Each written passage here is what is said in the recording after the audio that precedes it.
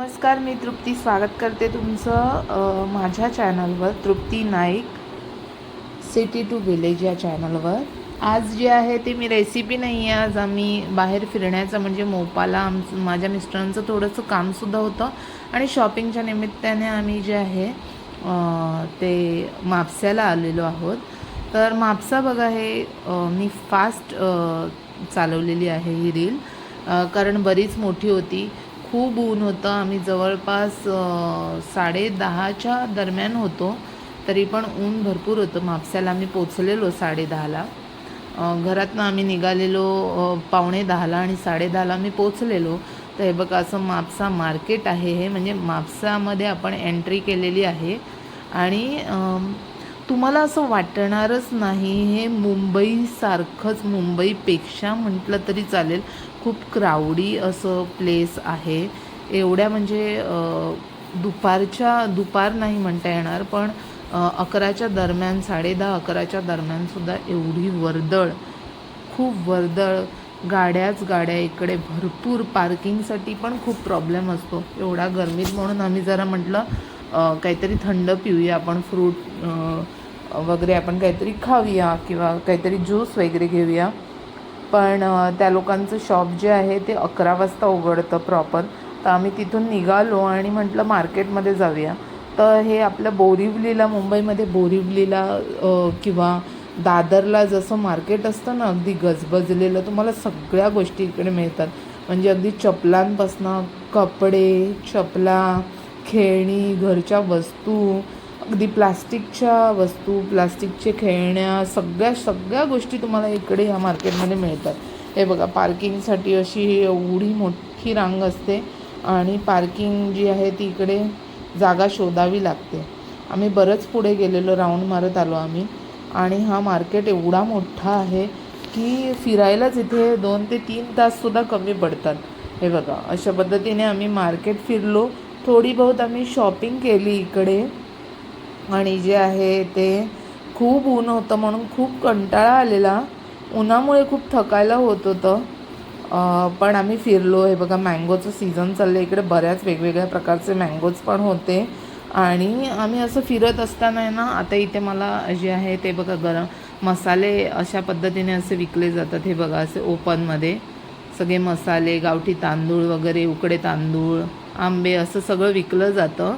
आणि हे बघा, फ्रूट्स बघा, बनानाज इकडे गोवन पद्धतीचे वेगळे मोठे बनानाज मिळतात. या आंटी होत्या, त्यांच्याकडे जे आहे ते तेंडली, मला बऱ्याच दिवसांनी तेंडली मिळत नाही आमच्या इकडे, तर इकडे ती दिसली. पण 50 रुपयाला त्या 30 तेंडल्या होत्या आणि त्याची रेसिपी पण मी करून शेअर केलेली आहे, त्याची व्हिडिओ. तर आणि त्या बाजूला आंटी होत्या, त्यांच्याकडे 50 रुपयाला 35 होत्या. पण आम्ही ज्यांच्याकडे सुरुवातीला विचारलं त्यांच्याकडनंच घेतलं. त्यांनी आम्हाला 30च दिले, अजिबात एक पण तेंडली जास्त दिली नाही.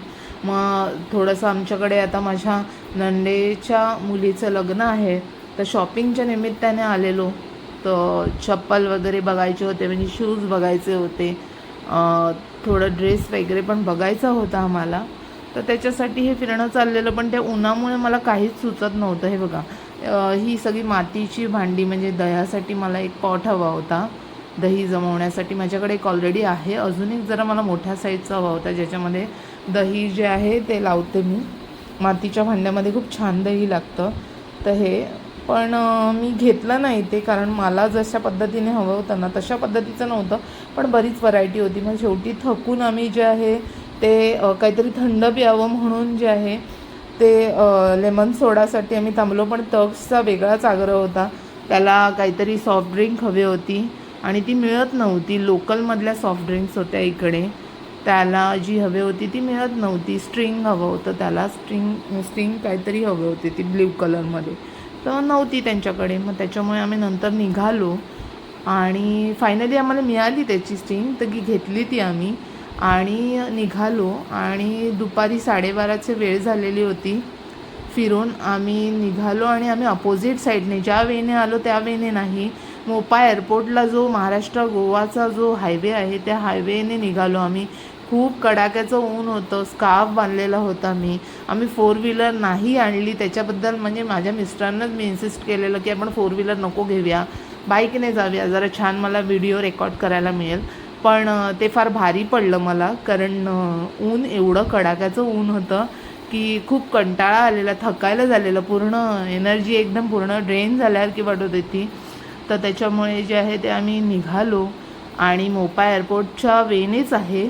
हे माझं फेवरेट लिस्टमधलं जे आहे ते हॉटेल आहे, हे मी तुम्हाला दाखवणार आहे. हिल रॉक तर मी तुम्हाला व्हिडिओ दाखवलेलाच होता हिल रॉकचा, ते तर आमच्या अगदी जवळच आहे. आणि हे जे आहे अंकिता क्लासिक म्हणून हॉटेल आहे. अतिशय उत्तम असं नॉनव्हेज म्हणजे फिशसाठीच्या जेवणासाठी अतिशय छान असं हे हॉटेल आहे. हे हॉटेल मी तुम्हाला आता दाखवते. हे बघा, खूप डेव्हलप्ड होत आहे इकडे, अजूनही खूप हायवेमध्ये खूप वाढ करत आहे तिकडे आणि बांधकाम चालू आहे अर्ध्या गोष्टींची. वर्दळ खूप माणसांची हळूहळू वाढत चाललेली आहे इकडे. आणि आपण आता अगदी मोपा एअरपोर्टला जे येतात, म्हणजे मुंबईवरनं जे गोवामध्ये येतात, आता मोपा एअरपोर्ट आहे, जवळजवळ वर्ष झालेलं आहे सुरू होऊन, तर त्या वेनेच आहे हे बघा, हा एअरपोर्टला जातो हा रोड आतल्या साईडने. तर इथे अंकिता क्लासिक म्हणून हॉटेल आहे, खूप फेमस हॉटेल आहे.